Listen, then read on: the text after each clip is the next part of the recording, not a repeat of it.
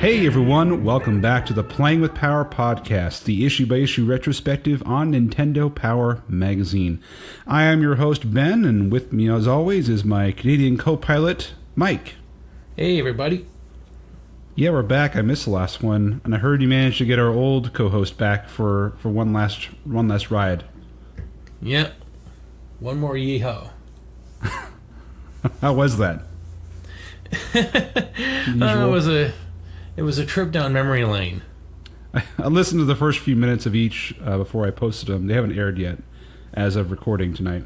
So it was immediately divulged into the Reddit, deep Reddit topics at that point. So what's been going on, man? What's been happening? What's new in your life? Just trying to focus on gaining my driver's license. Because I've been used to busing and biking all over the city, but it's finally gotten a little too big, and all the ladies that I'm meeting on OkCupid are just way too far away now. Yeah. And they expect someone that's, how old are you, 38? To have a driver's license? I didn't need it before, and kind of just never had the confidence to try. I see. All right. Well, I still don't have... I'm back in the house. Update on the house, by the way. I'm no longer in my parents' garage. I'm back in our house, but we don't have a kitchen sink or a dishwasher installed, so it's been real fun having meals on paper plates and plastic cups. I walk around with like red Solo cups all the time, like I'm in a frat 24/7. You're the one guy in the frat that's like either the last one to go to sleep or the first one to wake up. Right. Pretty much. All right. Well, should we dig in here? Before we get into it, I want to let everyone know about how they can find more about our show. If you want to find more episodes, you can go to playingwithpowerpodcast.com. And if you want to interact with us, we are mostly present on facebook.com/playingwithpowerpodcast. We also have a Twitter account and YouTube account, which you can find on our website.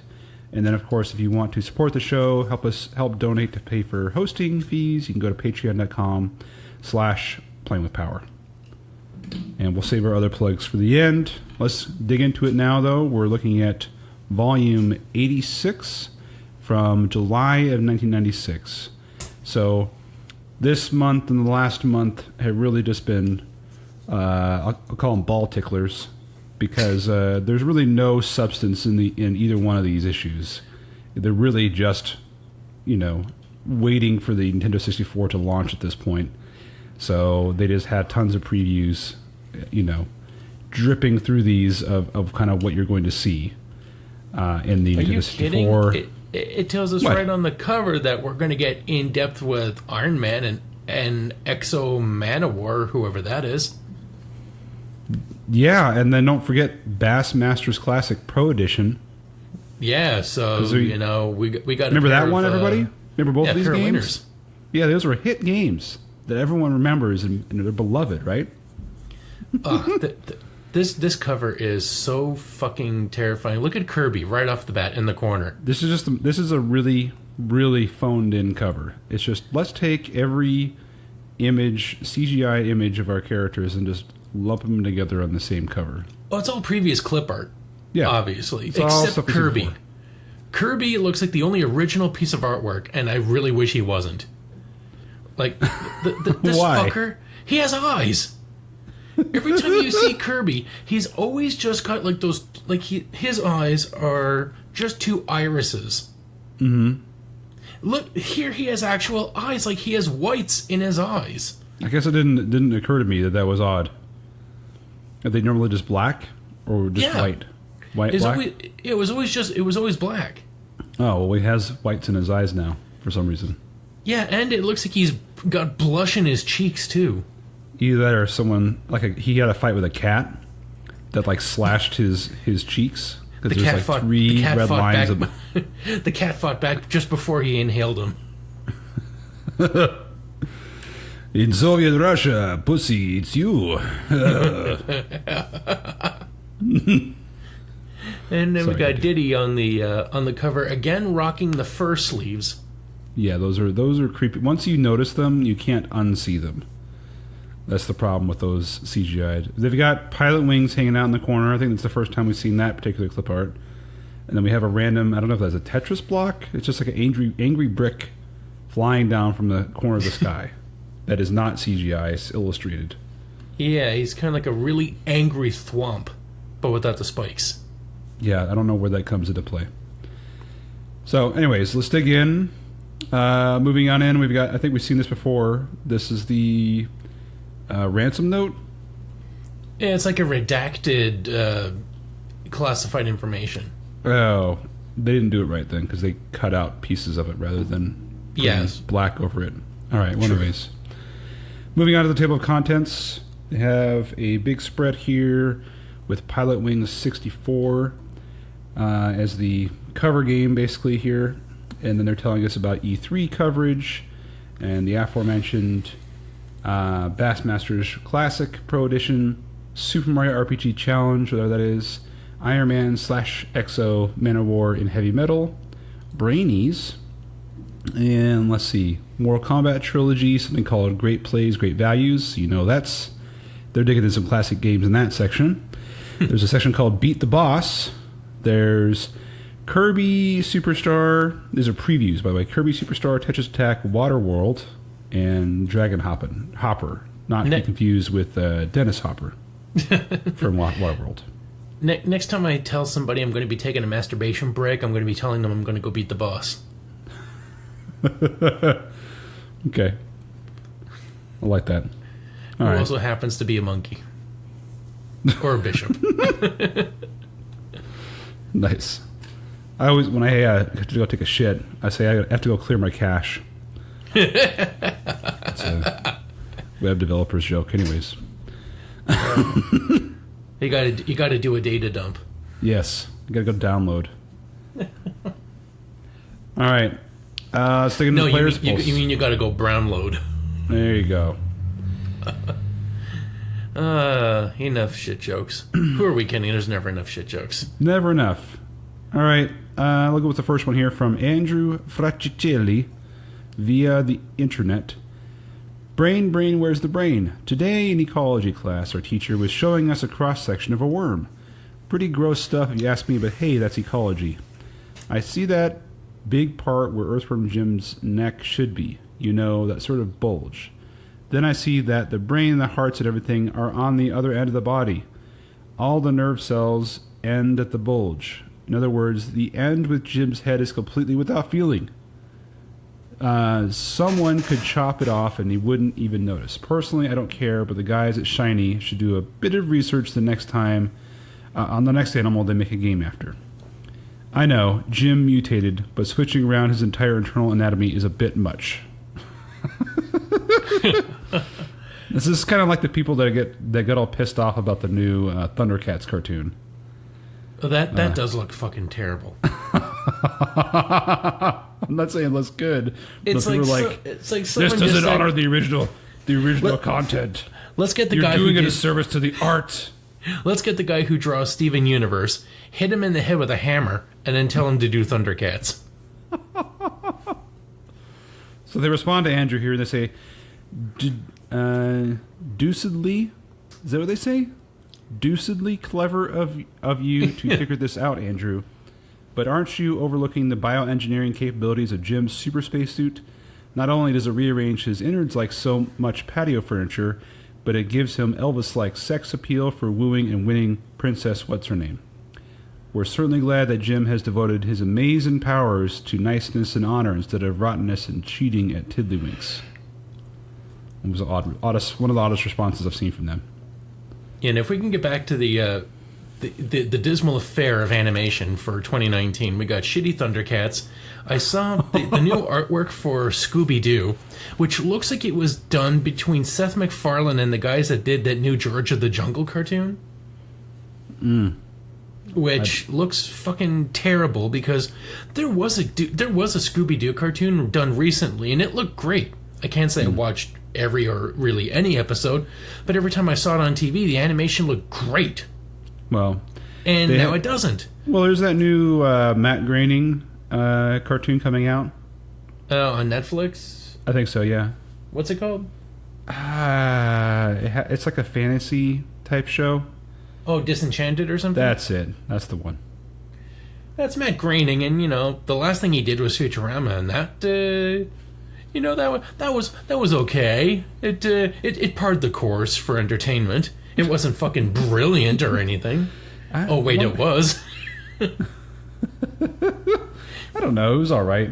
I'm not like loud about it or anything. Oh my god! And then the new Ninja Turtles, which looks like if the guy that did Samurai Jack took PCP. It looks so fucking terrible. All of the turtles look like they're made of boxes.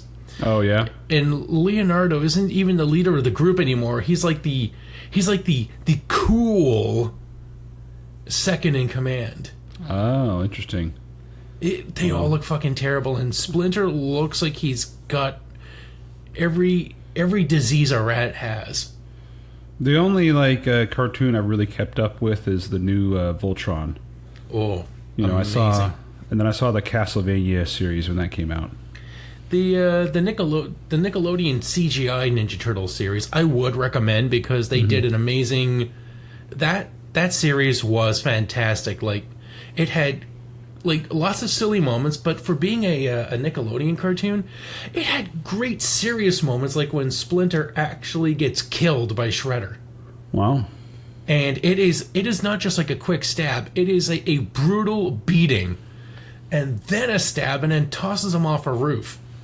And again, this is a kid's cartoon, but they handled everything amazingly. And the series ends about a season later with the turtles, periodically throughout the series, the turtles get to meet the 87 turtles. Oh, right. You told me about that. Yeah, when they show up in their world, they're cartoons. But when the turtles come to our world, they're CGI, they're 3D, but they still look the same. And Krang gets explained beautifully. But the series ends with Shredder and Krang leaving the 87 world, coming to the CGI world, and they try to recruit their Rocksteady and Bebop. And the Rocksteady and Bebop in the CGI world, they're not the same bumbling shitheads from the cartoon version. Like, they are so capable that even when Shredder tries to beat them up, they mop up the floor with them. Wow. And they're just like, what the hell's with these guys? I mean, they are Rocksteady and Bebop, but they're not idiots. All right. Why don't you tell us about what Brian Ross from Brampton, Ontario has to say? Anyway, check it out. It's a good show. It was a good show. It lasted 5 years. Okay, check out the layout. I have purchased several issues of Nintendo Power on the newsstand, and I'm writing a comment on the new layout. I am glad that Nintendo Power has chosen to move on to something new. I just can't see reviews of up-to-the-minute technology, such as the N64 in a magazine that has hardly changed at all in its history. The expanded Player's Pulse is an excellent choice. I've noticed that the letters either make people happy or get them all worked up, and that gets everyone involved. Okay. So Vivian Kim, via something called the internet, says, cool, awesome letter. My favorite part of your magazine is actually your Player's Pulse. It is interesting to read the opinions, comments, and ideas that gamers everywhere are inputting. Your readers don't sound like a bunch of video game playing kids saying everything is cool or awesome, but like a bunch of video game playing kids who are serious about what's going on in the entertainment world. And keeping up the Canadian content, David Roberts from Portage la Prairie, Manitoba, says, in Power Up Pulse, I think you should expand the Player's Pulse section because I love reading all the letters people send in. Fuck, 3 pages is enough. I also like looking at the envelope art. That I can get behind, because we've already got some kick-ass envelope art on this page. We have a beautiful tiger saying, grrr, play it loud. Is he winking at me? He's kind of starting to wink at me, I think. With Both eyes are open. Both eyes are open. I think it's just like a 3/4 profile. All right. And then at the bottom, we have some fantastic Earthworm Jim, but the artwork is perfectly on point, except Jim seems a little more purple than pink. But he's got Baby Mario tied and gagged on a fish hook with a lock, tied with a lock on him, and a gag on his mouth. And he says, and he's holding a gun to the kid's head, his blaster. And he says, somebody had to do it. This kid was driving me crazy. Which is, I gotta say, it's perfect. This is just amazing. Do you want to do the rest of the art while we're on it? Sure. On the next page, we've got Mega Man and Zero blowing... Mega Man shooting Proto Man point fucking blank in the head. Like, just execution-style murder. Like, parts and scrap are exploding from what's left of his head, and blood is smeared against the wall. It's pretty graphic for them to print. That they put it in the magazine is astounding, but the artwork is just too pristine to ignore. This looks fantastic. This is like absolute gruesome comic book level art. And then, not to be outdone, we've got some beautiful like watercolor shading with Yoshi and Baby Mario, who hopefully he's sitting in paint and not a pile of his own piss. And Yoshi is looking straight as fuck, just leaning up against a pipe with his legs crossed. And he's not... It's so weird to see Yoshi not standing from the side. Mm-hmm. Like, he's actually standing up fully, like, standing up. Yeah, on his hind legs. Yeah, it's weird to just see his chest like that rather than his side. Mm-hmm. It's odd, but damn, this artwork is nothing less than pristine. And then underneath, we've got some excellent pencil crayon style Tales of Fantasia artwork, which looks quite stunning. And then we have just a simple full envelope profile of Smithy, the sword from Super Mario RPG. And then at the bottom, I mean, son of a bitch, this is like painting level gorgeous of the characters from Killer Instinct, Reptor and Fulgore. I don't know. I couldn't tell who was on the left. Is that Reptor? I don't remember being red. There was a dinosaur, wasn't there? Yeah, but I don't remember it being red. It looks more like Ripley. Well, anyways, go ahead. Yeah, so this looks like Marvel Comics letter. Like, this is the type of artwork you would expect to see in, like, a modern Marvel comic. Mm-hmm. This is just amazing artwork. It's like Fulgore fighting a red dinosaur of some kind. This issue is killing it for the players. I see what you did there. Yeah. Justin Duchette via CompuServe. Remember that? Playing them online blues. Please don't continue the excessive internet and America Online coverage. The interviews and profiles of those NOA online jocks are very boring indeed, being totally irrelevant to the subject of Nintendo Power. If you wanted any validity to your statement, you could have written that in like a letter. That's true. The irony is not lost on me. That it should have been like, old man yells at cloud if he had done it the other way. And Chris Wilhelm says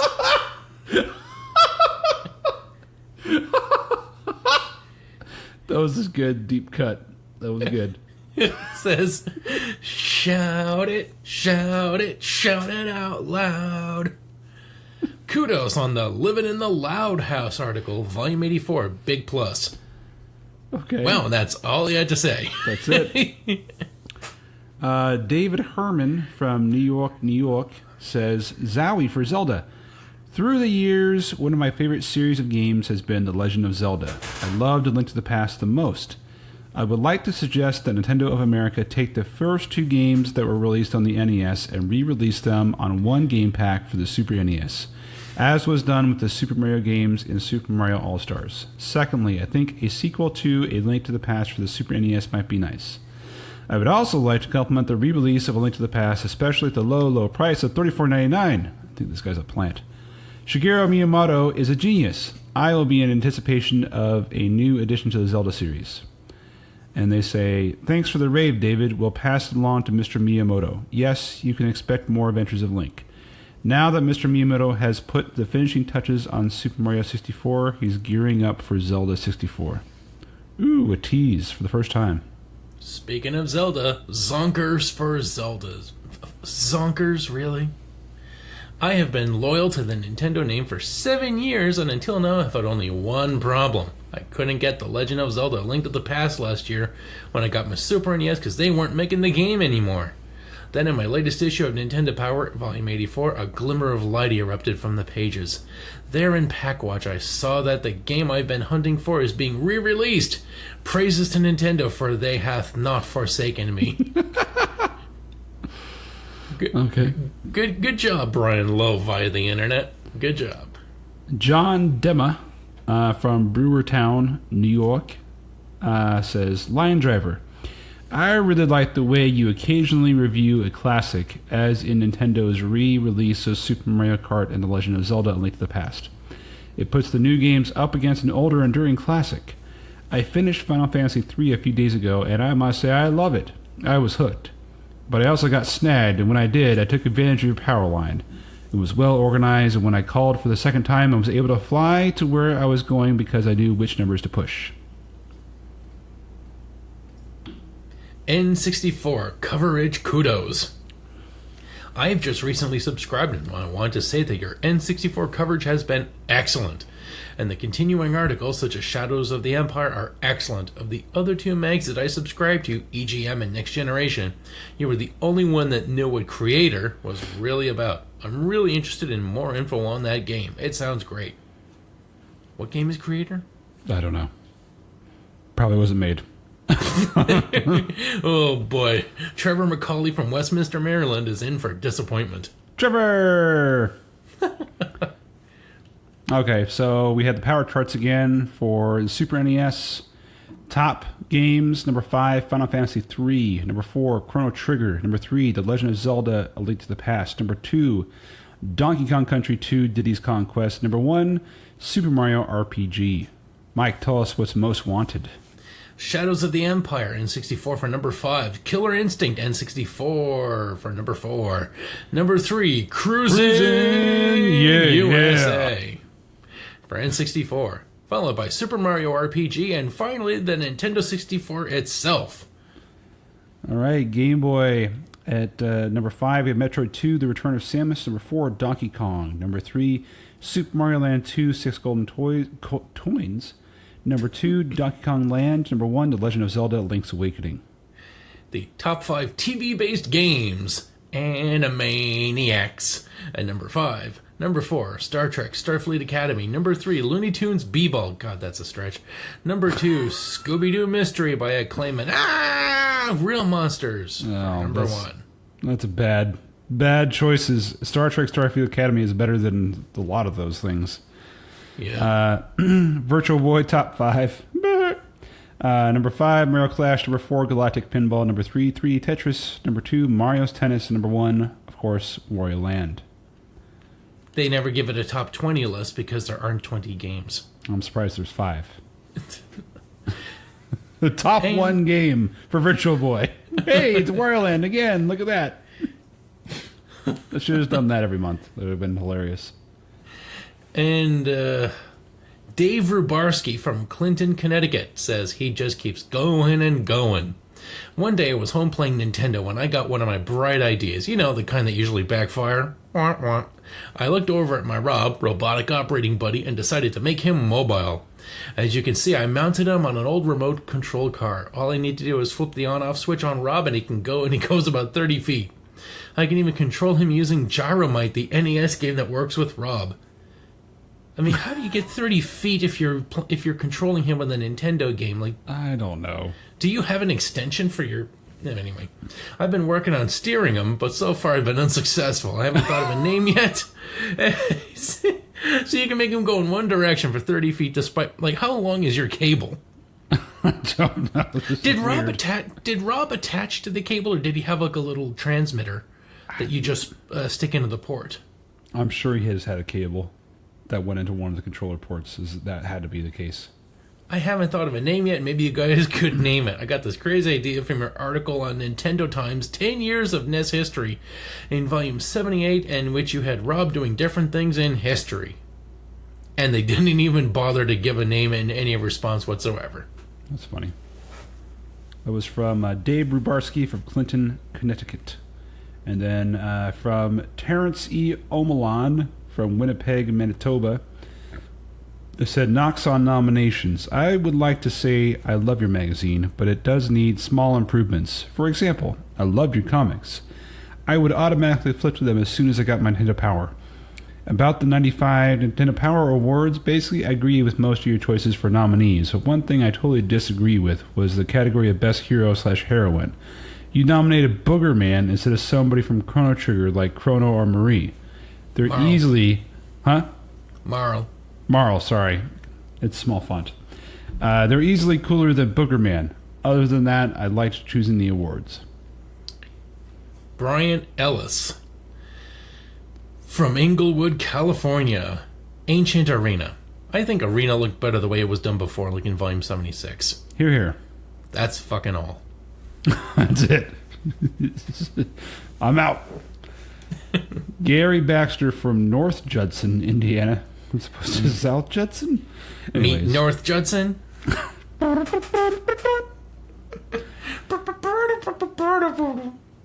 It's Pence. It's Mike.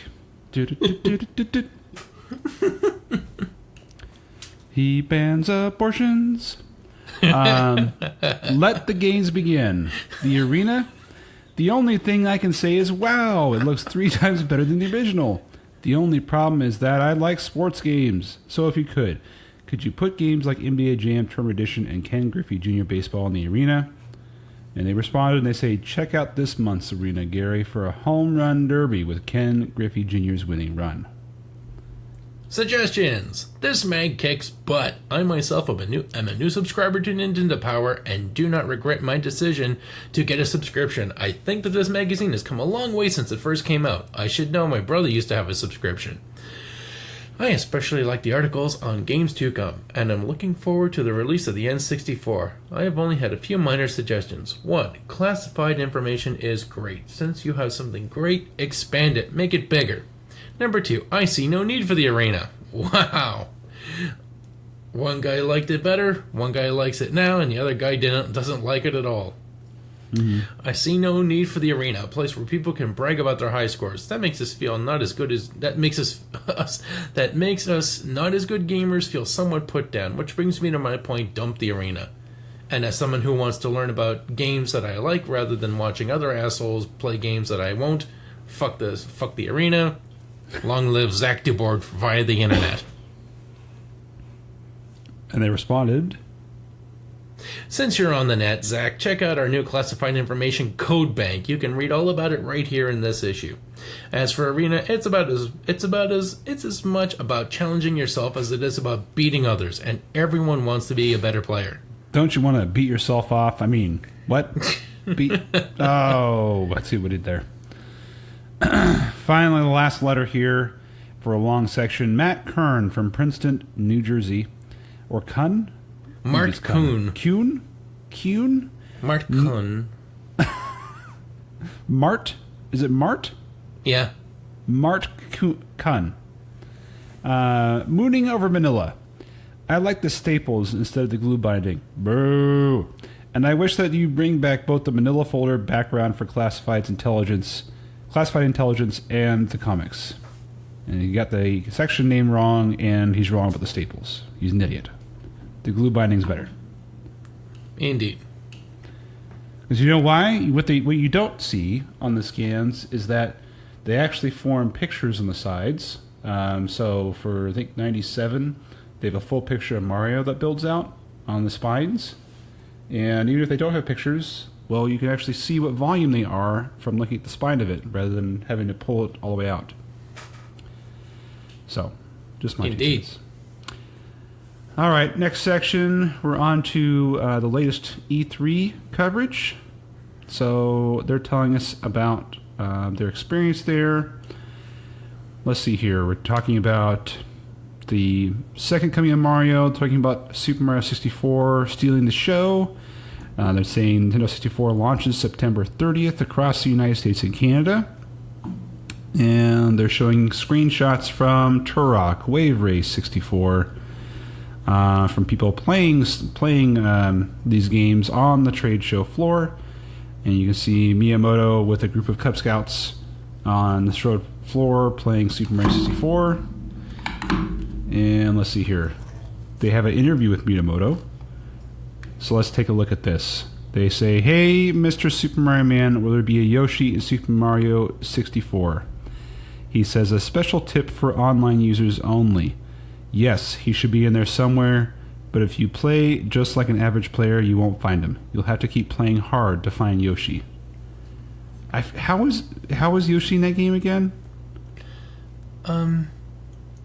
You have to like go to the roof or something, right? Can you ride him or only talk to him? You can't ride him. I think you can talk to him though, right? Fuck. What does he say besides Yoshi? I don't know. Yeah, he has a little. He has a text box. After getting your 120th star in Super Mario 64, you will have the opportunity to meet Yoshi in the game on the top of Peach's castle. Can I still punch him in the back of the head? The donkey punch move? No. Eat that apple. Eat that apple all the way, you fucker. Yeah, you take that apple and don't swallow. Don't swallow. Not yet. Just fucking hold it. Just hold it. Just hold it. Yeah, just hold that apple. Kinky. Let's see. They're asking about how he got into designing games. Let's see here. He doesn't have a very good answer. How many megabits is Mario 64? They said the physical size is 64 megabits, but with compression technology, more than twice that can be stored in Super Mario 64. Okay, non-answer again. How many worlds does Super Mario 64 have? They say the official number is 15, but besides that, there are an extra 10 worlds or so, including Bowser. Bowser's a world? I don't know. Maybe it's like thinking they're like mini areas. How does Mario 64 work as a 3D game from a second-person perspective? As someone who played it, I can tell you it really doesn't. You jump at a platform and you keep falling short or overshooting the fucking thing. Suck a dick 3D platforming. You know that's like the norm now, right? Yeah, but nowadays people can often they will often take considerations into it, like give you better clipping. So when this game came out, you're just like, okay, jump off that ledge onto the little Ferris wheel. Okay. So he's basically talking about how you can move the camera around. That Lakitu holds the camera for you. And then he said the final message from Mr. Miyamoto was go buy the Nintendo 64. Okay, so we've got screenshots of whatchamacallit, Shadows of the Empire in here. More screenshots of Mario 64. We've got pictures of people dressed up at the event. We've got the guys that were in the Donkey Kong Unleashed video. The game testers are sitting there. We got Shigeru Miyamoto and his friend, and they're dressed up as awkward Japanese businessmen. Who has the worst tie? I think it's the mustard banana guy. Oh my god. It's the speckled banana. Even the camera doesn't want to take all of it. Oh, nobody wants to be part of that. But yeah, the guys below that, they're definitely from the treehouse, right? The Donkey Kong Unleashed or whatever it was. Oh, man. Well, I can only see one guy, and the other guy looks like a shadow. That's because he's black. And he's wearing black against a black background with a poorly lit camera. Great combination, Nintendo. Got a Stormtrooper, and then we have Earthworm Jim looking up. And then we have a lot of screenshots of people playing Cruising, yeah, to the USA. And then we have what appears to be a early demo of some kind of space shooter, but they haven't talked about. It says, What's all these different faces? It looks like you're being surrounded by clones of that alien from Destroy All Humans. Is that what that is? They say... it looks like it, but that game came out much later. GT Interactive, new play in the beginning. Ultra Combat features helicopters and tank battles. I don't know. Seeing all this black and yellow just reminds me of like Crash Test Dummies. I don't think that's a real game. I think that's a test game. It looks like maybe they were trying to make Star Fox 64 and failed or something. And then we have a screenshot, an amazing screenshot. Again, I cannot believe they printed this into Nintendo Power. It's a Turok 64 screenshot of a guy having a Gatling gun, Turok, just point blank range, blowing the brains out of a Velociraptor. Oh yeah, you see blood in the front, the front, and the blood in the back, and then also at the ass. So it's followed in three directions. This is like a blood mullet. And it looks like there's a person behind them in the front, just sort of starting to fall back. over. Yeah. Oh, goodness. Then they talk about Super Nintendo. They've got Donkey Kong Country 3 with Donkey Kong Jr. in it. So they have some screenshots from that. Then you can see more Super Mario RPG.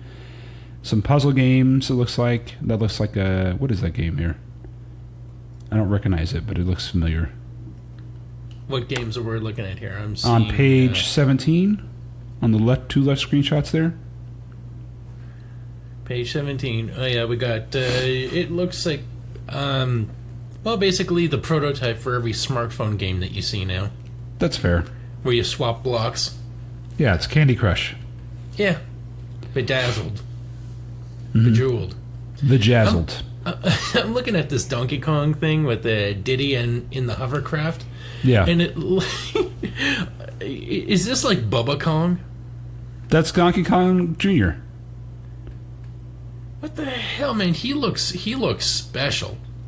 He's based off of the original design of Donkey Kong, where they had those shaped faces. Yeah, but it looks like Dixie is like taking him out on a day pass from the group home. Yeah, he forgot to wear his helmet. She's his guardian for the day. Yeah, I haven't played that one. I have no idea what it's like. We've got a new Game Boy coming out. No, it's not the Game Boy Advance. It's Game Boy Pocket.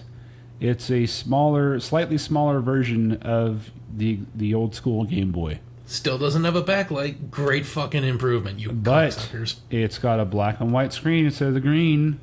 Now, it's got sharper resolution and a matte silver finish. And it's only powered by 2 AAA batteries, which will last for 10 hours of gameplay. So, the last true Game Boy... No, that was Game Boy Micro after that. My bad. They've got more Donkey Kong Land games coming out for the Game Boy, among other things. And let's see, they talk about the Virtual Boy, and they've already lowered the price. So they lowered the price from $150 down to $100. And they also showed off 2 new games, Dragon Hopper and Bound High, both of which never made it to production. And let's see, they've got some pictures here of people at Nintendo of America and the Cyber Jocks. I guess they're still trying to make that a thing. They have pictures of them again. You said they don't sound like 98-pound weaklings. They're all driving Mario Kart or go-karts around a track. I don't know. If you're working at Nintendo and you're driving around on go-karts, you should at least have like little uniforms on and like throwing shells at each other. Yeah, they kind of phoned it in. Especially because they were doing it for a photo, clearly, right? It's like, well, at least like wear something that stands out as Nintendo-ish. We can't see the small graphic on your t-shirt. All right. Finally, on to a game here. We have the pink one is back. No, it's not your dog getting an erection. It's Kirby Superstar. And here you can see what Kirby actually looks like with black eyes. He's got black eyes and white pupils. So they had it reversed. It's not a pupil. It's just the light reflecting off. Oh, reflecting off of it. Well, they had it reversed in the cover, whatever that makeup is. Yeah, it was fucking terrifying. It was an error. I am error, Kirby. Okay, so they call this 9 games in 1? How is this 9 games in 1, Mike? I think it's some like very small games or mini games. Oh, okay. So these are all like a bunch of mini games just sort of packed into one game pack? As we can see on this page, they're tiny games like either boss rushes or little party games. Or just, like little mini games. Like one looks like a little Kirby RPG where you get to see like HP 64. And another ones are like little fighting games where you get to see him do like a megaton punch. Basically, it's like Mario Party with Kirby. And yourself. Yeah. Well, I guess there's a... Is it a 2-player game? Or? I don't think so. It would tell you. Yeah, it would tell you. It's just one player. Okay, so it's like a bunch of little levels just packed into one game pack. Yeah, it's kind of like WarioWare, but with Kirby. Well, they'll dig into more of that, I'm sure. We found the name for that shitty Bejazzled game. It is Tetris Attack. Ah, yes. We've got Yoshi riding what appears to be a egg cradle. Was that right? An egg cradle, and it looks like he's mounting his own Yoshi. Who does not look pleased about this at all. Well, yeah, Yoshi's considerably bigger than him. He's flying around in like a giant Yoshi egg that's been sort of cracked open. A sex cradle. Out. Yes. It's awkward looking. But yeah, it's basically like you called it, like Candy Crush or one of those mobile games, and they have a versus mode. So it really has nothing to do with Tetris at all. They're just using that licensing. And they even tell you right off the bat, no Tetrads. Yep. So they're just ripping off the license now. It's like, hey, remember Yoshi's Cookie? Mm-hmm. Well, now it's got blocks. Yeah. All right, next game to preview is Waterworld for Game Boy. So, if you liked Waterworld for Virtual Boy, you'll completely not even recognize the game for Game Boy. So it's got 2 modes here. You have one mode where it's a side-scrolling platformer that is not fun and impossible, because I tried it. And then you also have a mode where you're sailing around a bay in the water. Hey, remember Waterworld for the Virtual Boy where you couldn't make out anything because it all looked like one color? Yes. Well, welcome to Waterworld where everything looks like shit because it's all one color. Yeah, this is pretty piss poor. Oh, look, there's you can actually swim underneath it. Where there's starfish you can collect. Remember that from the movie? Remember when he walked along the ocean surface? He walked along the ocean trench. Yes. Oh, you can collect missiles at the bottom of the sea too. Remember that from the movie? Oh, this is just the big giant starfish you're collecting. It just is hilarious to look at. And they try to make everything look all gritty and like the movie. It just failed. Yeah. Trapped. Hashtag trapped. Trapped, drinking my own urine. Oh, man. You know, it doesn't look like piss. Dragon Hopper. This game, look at this for a fucking insert. Like, this looks great. They've only got one color, but they've got shading, perspective. This actually looks amazing. Dragon Hopper. I think this is the one that was canceled, wasn't it? It may be, but, I mean, it's kind of sad that it was. It looks like it's got cutscenes in it, if these inserts are to be believed. I'm trying to look, but my internet suddenly is not obeying me. But You're reading these on the internet? I'm Googling Dragon Hopper. Oh, okay. Yes, it was canceled, so it never got released. The artwork on here looks great. Yeah. We got robbed. Yep. And look at all these levels and maps. I mean, so it looks like you're kind of start off on top and you're jumping down from one level to another. It would seem. Let's see here. Yeah, and we've got little cutscenes here, like this lady in the lake saying, "I am the water spirit. Thank you for helping me." And then we get to see this old Moses-looking guy saying, "I am the earth spirit. I was imprisoned by a mysterious person." You know, for a Virtual Boy game, if the Virtual Boy came out of the gate with games that look like this, it would have legitimized it as an actual system. I mean, it's still a bad idea, and it would probably contribute to epilepsy, but it's still like it would have given you a reason to get this game, to get this system. So it's kind of like a platformer, it looks like, but it's like a top-down platformer. So you're using this dragon, it just jumps. It doesn't fly. It just jumps from ledge to ledge of like the platforms, it looks like, but you can go in different, obviously up or down different levels. It's an interesting use of the 3D technology. Too bad it never came. And it has like a anime type story and illustrations to go with it. Yeah, it should have come out of the gate with something like this. That would have been great. Would have. I wonder if you can get like a demo version of this, just ripped from whatever prototype they had around. It looks like it was almost done here, doesn't it? I mean, look at the screenshots. You're like, this has to be close to finished, right? Yeah, who knows? Maybe there's some programmer who is determined to completely waste both his time and talents and decide, I will be the one to complete a Virtual Boy game and restore and retrieve it from development hell. Mm-hmm. Well, people are trying to find, like, I can just see on the message boards, people are desperate to find, like, the build of that game. All right. So on to our next preview, or is this a review? This seems pretty comprehensive. This is Pilot Wings 64. So they have characters now. Fuck? What?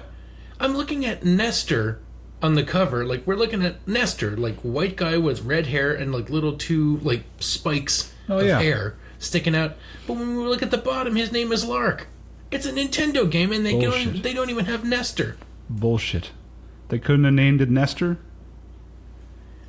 Man, and these things look like rejects from Animal Crossing. They named the guy Goose, like from Top Gun.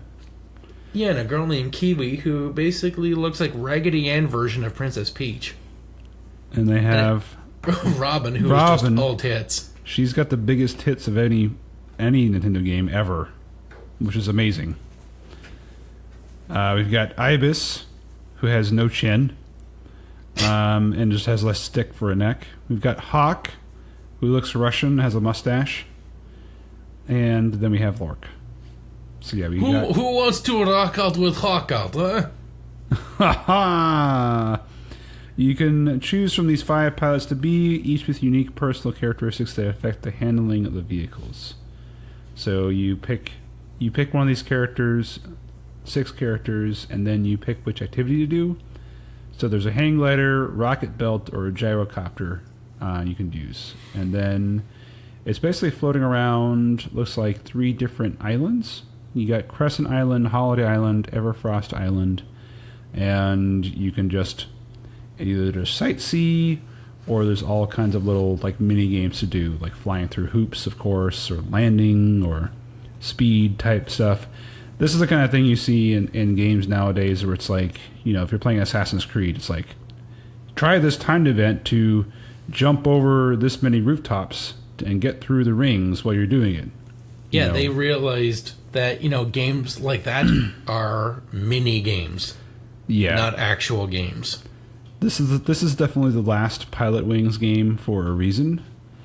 I had a suspicion that this was created as part of a tech demo, and they kind of fleshed it out into a full game. They thought, we spent so much money on this shit, we got to make some of it back somehow. Right. It's like, what environments have we not used from Mario 64? Let's slap those things together, put some characters in there, and just throw some mini games on it, and then charge people $60. And if you see extras, you get to see, again, like Derpy Nestor, Like this guy's definitely Nestor. Why didn't they just steer into the skin and go, "Hey, remember that character you've read about for all these years and you love?" I bet you they did design. I bet you they did design as Nestor. In the last minute, they probably made him change it for some reason. Yeah, you know all that cachet that Nestor has as a great mascot. How about fuck that? And his name was Lark. Yep. No, we couldn't get the rights to Nestor. What? We own the rights to Nestor. No, Howard Phillips How would does. this isn't canon, though. And then on page 33, we get to see Hawk with some barbells and an amazing shirt that's pointing down to his own hawk. So, lovely. Yeah, he is. The hawk is my penis. So this is the closest thing that Nintendo makes or made to a flight simulation game. They actually had it developed by Paradigm Simulations Incorporated, which is like a simulation game developer. You know what's better than a flight simulator? What's that? A game where you actually just fucking fly. What does that mean? Like Wing Commander, shit like that. How about instead of pretending to fly an airplane around a shitty CGI landscape, you just be a spaceship flying around shooting things? Like Wing Commander. Yeah. That was great. Or Deep Space. I remember Deep Space. That was a game that came out for the computer a while ago. A Free Space. Let's say Deep Space is the one where it's like all creepy sci-fi. Yeah, Free Space was the one where you get to fly around, you blast ships. It was like Star Fox. You fly around, you approach big battle cruisers, you shoot the glowing weak spots, and then it blows the fuck up, and you're so happy. But those money. were great games. But Mike, money. They need to have a launch title, and this was easy to make. Okay. That's terrible. Yes. That's terrible. That's just terrible. Let's move on to Bassmasters Classic Pro Edition. Woo! I gotta call something out right away before we get into the people here. The fact that D. Thomas looks like Don Rickles. He has no neck. Don Rickles, even with even less neck than before. If you could imagine that, Don holding Necklace. up a bass. Yeah, I mean his shirt is like eating his head alive. He's just like a turtle poking out from this jacket. And George Cochran looks like a raccoon. Why? Look at him. He's got a mask. He's got a mask on his face.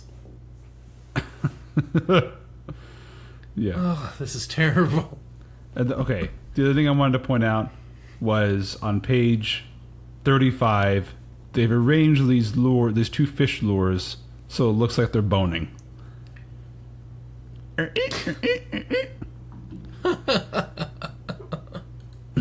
If you ain't fucking, you ain't fishing. Yeah, buddy. All right, so they have some real people in here, professional anglers, professional, I guess, people that are known in bass fishing, and then they have fake people that they've made up called amateur anglers, and they've created unique arts. So they have Bob Smithers, who has a mullet and a trucker hat on. We have Ahmed Ayatollah. This guy was definitely like named after the Ayatollah, but they didn't want to get in too much trouble. He's wearing a suicide vest and he's bald. I'm not wrong, am I? He's wearing a suicide vest, for God's sake. No one else has a vest like this. It looks like it's packed with dynamite. Oh my fuck. This is Ahmed Ayatollah with a suicide vest. Because at this company, what the fuck company does Bassmasters? Are they their own brand? Who does this? Black Pearl Software, registered of Bass B.A.S.S. Incorporated. You telling me that Bass is an acronym for something? Bass Angler Sportsman Society. It says right there. So the name Bass is also an acronym that also contains bass in it. So these people decided we got to get some ethnic diversity in here. We got to show that we're not just like the sport of white swamp dwelling rednecks. So we need a bad guy in here. That's what we need. Get. He's like the fishing version of the Iron Sheik. Yeah, basically. You may as well just be burning an American flag in his profile photo here. Then we got Chloe O'Reilly, who looks like she belongs on the front of a trucking magazine. Then we got Sanders Ramirez, who has a giant, jaw, another trucker hat. Every one of these people is wearing a trucker hat. That's American, of course. We have Nick Casey, who basically he looks like Alfred E. Newman, the kid from Mad Magazine cover. Yes. And then we have Earl Green, who's wearing a bucket hat with a fishing lure sticking out and a Hawaiian shirt. He's got a pencil-thin mustache. He looks like Errol Flynn. Does. It's funny. Okay, and then I got to talk about whatever the hell this is. This is a term I'm not familiar with, but it's crankbait. Oh, God. That sounds like the lady that approached me on Facebook a couple of hours ago. Oh, don't, it's a bad click. That's crankbait. Oh, my God. Click here for fuckbook. That's crankbait. Don't do it. Hello, I am in your area, and I have pussy. Do you have dick for me? I like music. How are you? I like the music. I like the music. Yeah, apparently in Bassmaster's Classic Pro Edition, there's a term called crankbait, and I'm guessing it's just bait that you put in your lure. I don't know what crankbait has to do about. Maybe they put crank in the fish? Like, do they put crank in the bait? So it's like, cocaine laced bait that the fish just go nuts for? Is that what it is? As I can't imagine it's bait for them to go, rub one out and crank their shaft. Unless that's just a euphemism for when they actually hold their rod. Their fishing rod, I mean. Well, it's a circle of life. See, the fish get hot and bothered, they come, then other fish come along to eat that cum, and then they in turn attract other larger fish, and those are the fish you want. And you got to use your rod to catch them. And then you eat them. The circle of seed. It's the circle jerk of life. Yes. But oh my fuck, this is so hard to read.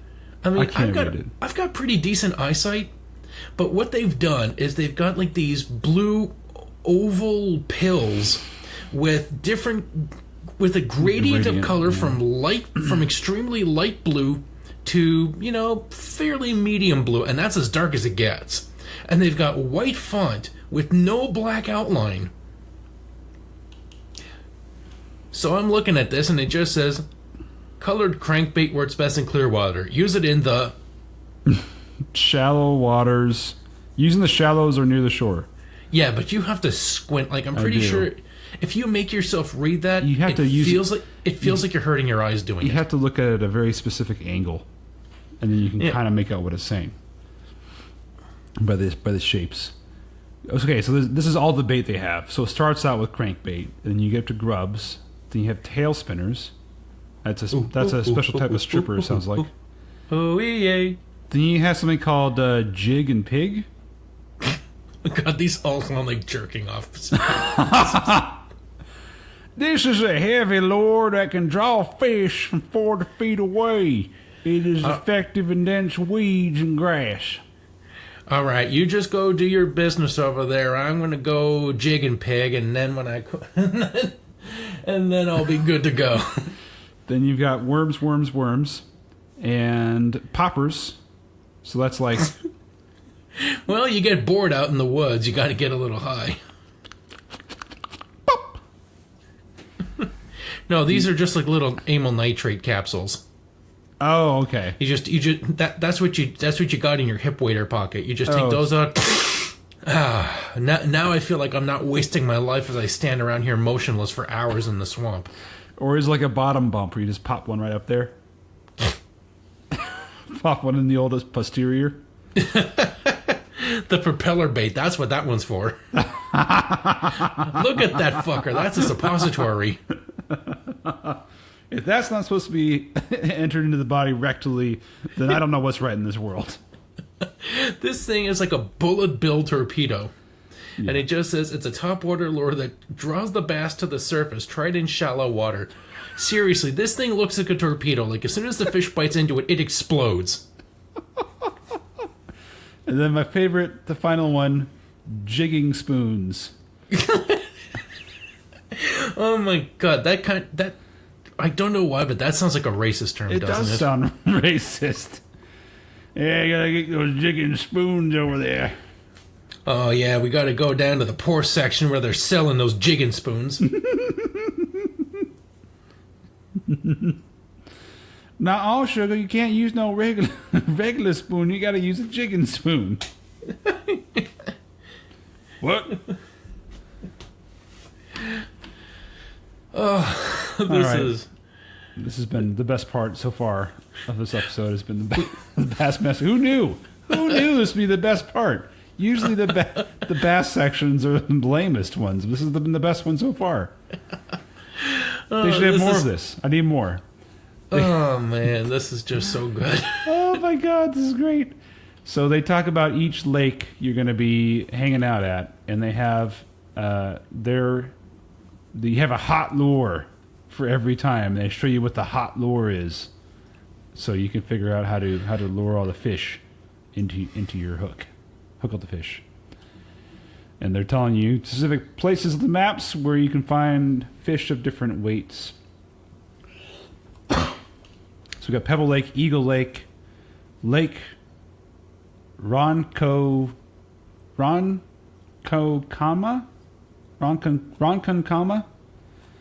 and City Lake. All right, let's move on to classified information here. We've got Diddy's Conquest, holy crockamole, creme coins, and it's telling you how to get a special balloons. Oh, a token that's worth 75 creme coins, which will let you go to the Lost World right away. Ah. And then Final Fantasy III, Relics and Magic Tricks. Oh, I remember reading this issue a long time ago, and it improved my game. The Vanishing Act, where you can cast Vanish, which you usually cast on yourself to make yourself harder to hit, but you can cast it on an enemy and then follow up with an X zone, which has a chance of banishing your enemy to a faraway plane. But if they're invisible, then it looks like they've already been swallowed, so it tricks the game into thinking, oh yeah, you just wiped out everybody. And it even works on bosses. Some bosses. NHL 96, you get the bonus team and extra points. Super Empire Strikes Back, there's a debug menu with invincibility, so that's probably for debugging the game, but you can finally play through all those levels that were so difficult before. On Batman Forever, it says, riddle me this, Batman, and you can play as the Riddler in the practice mode, which is kind of cool. And then Flintstones, you can skip right to the credits. I don't know what the point of that is.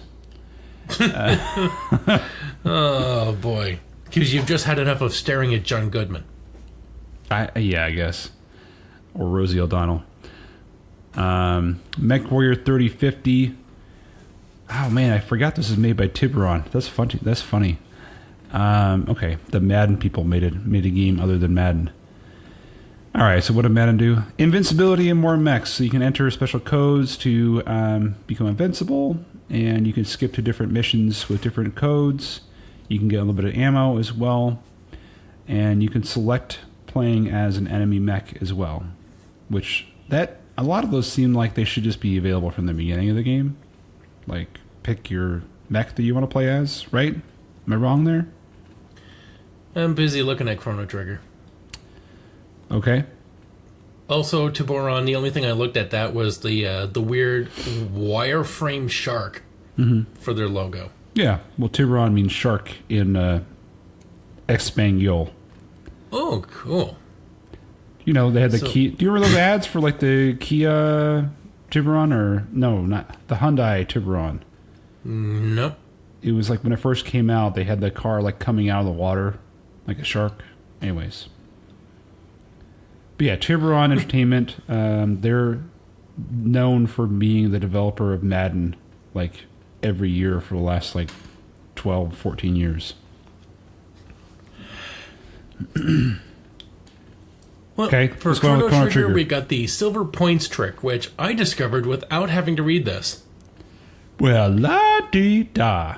Where you bet on a race. In the Millennial Fair, you can bet on a race between 4 runners. And usually it seems random, but you can kind of fudge everything by getting in front of, by zigging back and forth between 3 of them. And you will slow them down just like a quarter of a millisecond each time. But if you do it enough, if you don't get in front of your guy, he will eventually gain the lead and can win the race, and you will get silver points, which you can use for getting a key item later on. Nothing. Absolutely nothing. No, it's a life-size Chrono doll, so that you can save his life later on in the game after he gets blown up. Ah. Which is what makes Chrono Trigger a great game, because you can actually finish the game without reviving the hero, and everybody else just steps up to bat and I guess it's up to us to save the world. All right, so they had a quiz last issue, and here they have the answers now. So for Earthworm Jim 2, they say, who's the king of animals in Africa? Mike? Earthworm Jimba. What is the meaning of life? Citadel. St. Petersburg, Florida. True. Does misery love company? No, misery is the show me state. What kind of quiz is this? These are insane. Yeah. It's Earthworm Jim. What do you want? All right. I expected it to be whimsical and funny, but somewhat sensible. Madden 96 has a whole bunch of codes for playing as the teams you know and love with their vintage colors and logo. So if you want to see their old school logos, yeah, you can do that. The Saints one, the 1979 Saints, the code word is y'all. And for the 85 Da Bears, it's Yabba. Mm-hmm. 1975 Cardinals is ABBA.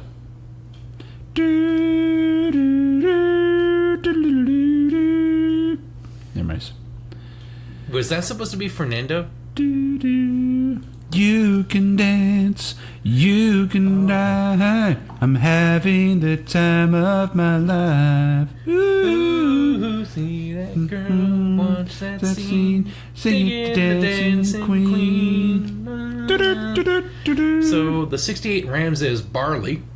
I suppose that's a beer reference. The 78 Cowboys is Barbie. Cook it on the Barbie, I guess. The 76 Vikings is Brawl. I like that. The 62 Lions, Barry. The 60 Eagles, Ally. They ran out of ones they could do at a certain point, Yeah. And then we got the Code Bank, which is telling us about www.nintendo.com, which tells us to listen up, web crawlers. Remember when that used to be just a Spider-Man reference? Oh, man. Classified information has made the leap from the printed page to cyberspace. Cyberspace. The final frontier.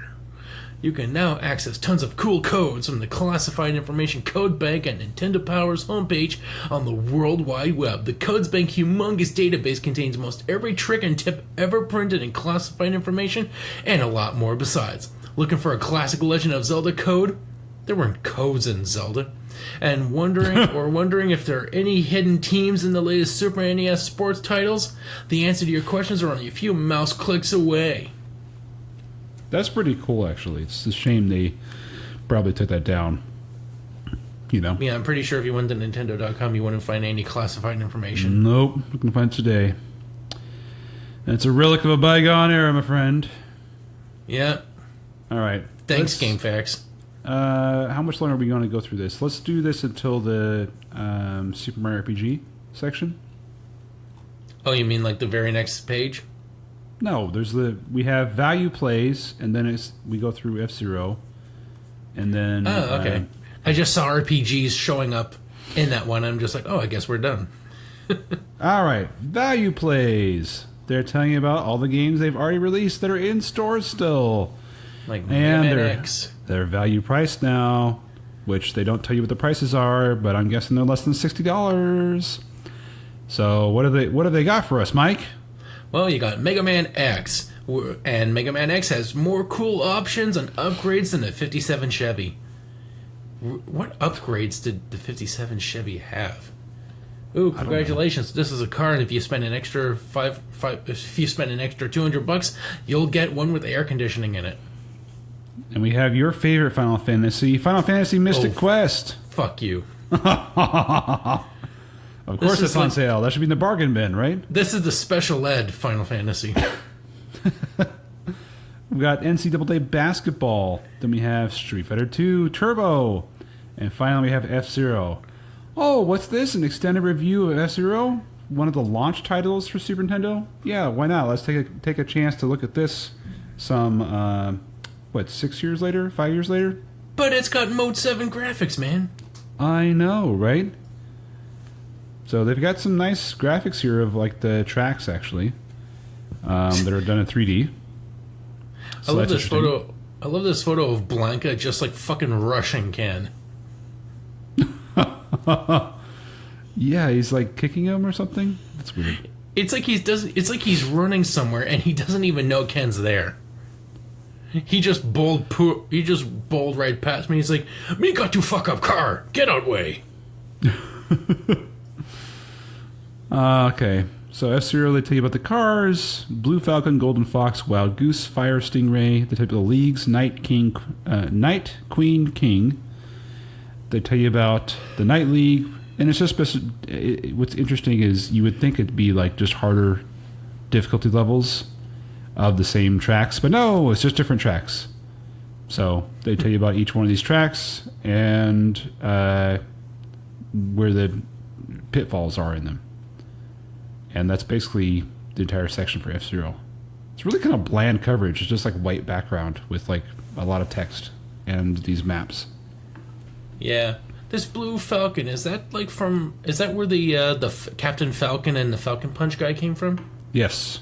That's him. Wow, it's amazing how anything from that franchise endured. Well, they did make a F-Zero 64. So he was around for another game after this. Man, there's just a lot of tracks here. Yeah, I mean, it's a good game. It's just like, when it came out, it was just the seminal racer for, Super Nintendo. It is still really decent from that perspective. I think what it was missing was 2-player. You couldn't play 2 players on it. What? A racing game for just one? Correct. You get to play against the AI, and that's it. Wow. Yeah. I mean, come on. If even the Nintendo can do better than that, then you're fucking up. And then the other thing that it's missing is any kind of weaponry to attack other players. So they addressed it already with Super Mario Kart. That was their answer to this. Was like, I guess they have to start somewhere. Yeah, and I think for a while in the early 90s, they were, because I read about this, right? They were encouraging their developers to be creative and to go ahead and create new properties, and they don't have to do a Mario thing, right? They can just do whatever. So they developers.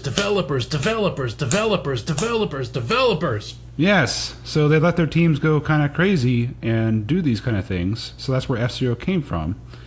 And they think they made a decision after this of like, okay, well, we released this, it's good, but the feedback we got was needs 2-player play and needs weapons. So we could either make F-Zero 2 or we could use Mario and stick him in a cart. you know. Wouldn't the sequel to F-Zero be F1? Oh, you're so funny. So funny. But I think that's the point, right? They went backwards from F1. They went back, anyways. Well, they clearly did from a design perspective, anyway. Oh, I like F-Zero. It's got awesome music and it's fun to play. It's a good racing game. It's tight. It's really good controls. Anyways, so they obviously at a certain point, Yamauchi, the guy in charge of Nintendo at the time, he was just like, slap Mario on everything. We need Mario everywhere. I want everyone to know about Mario. This is going to be our legacy. Mario, Mario, Mario, Mario, Mario. Mario's king. So that's when they started slapping Mario as part of every game. Now you have Mario Tennis. Now you have Mario Golf. Now you have... Mario's Mario missing. Bowling. Let's play Mario with Carmen Sandiego. Mario in Time. Mario on a CDI. Why not? Mario 64. Just everything. So yeah, let's sell the Mario likeness to a company that is famous for making screwdrivers and VCRs. So F-Zero kind of suffered at the hands of that kind of edict, but it's still kind of continued in some forms. I think there was a Game Boy Advanced game of it, and obviously Captain Falcon survived from this franchise. So the next section is on Super Mario RPG, and we're going to pick up with that on the next portion of this issue. So, Mike, tell me about what you have going on in your other podcasts that you may now plug. Well, we have revived Technobabble, which you can find on the Geek Fallout Facebook page, and as well as the Geek Fallout Productions podcast feed, wherever you get podcasts.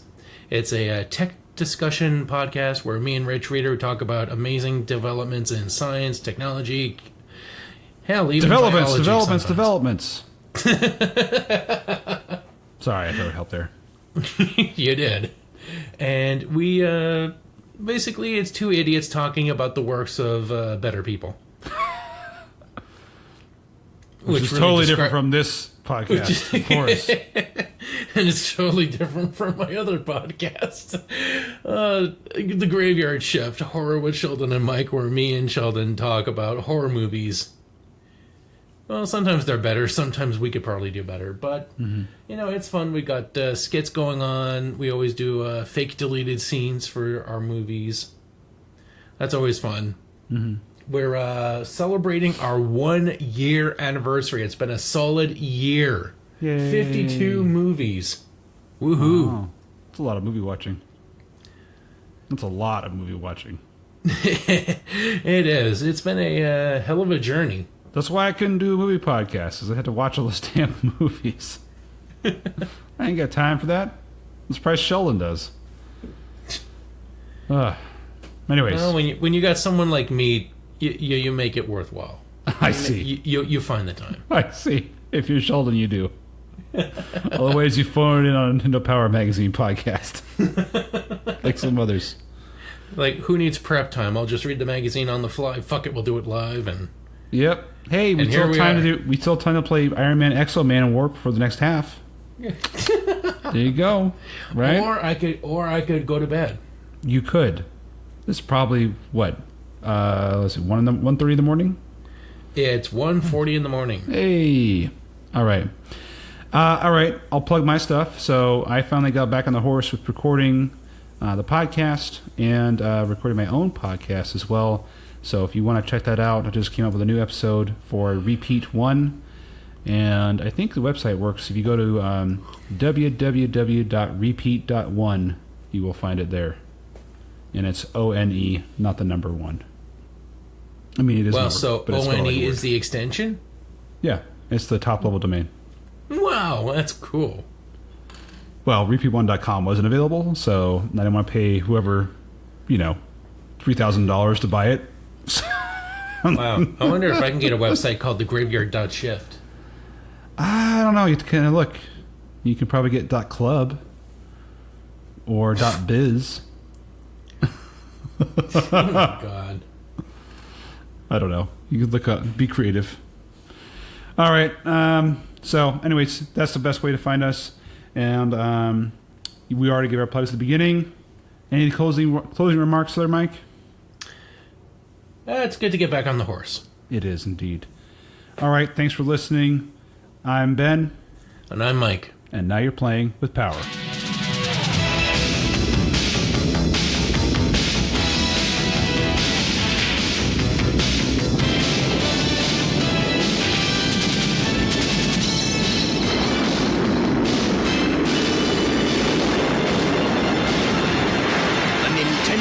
Entertainment system. Now you're playing with power. Meow. Ba-da-da-da-da, ba-da-da-da-da.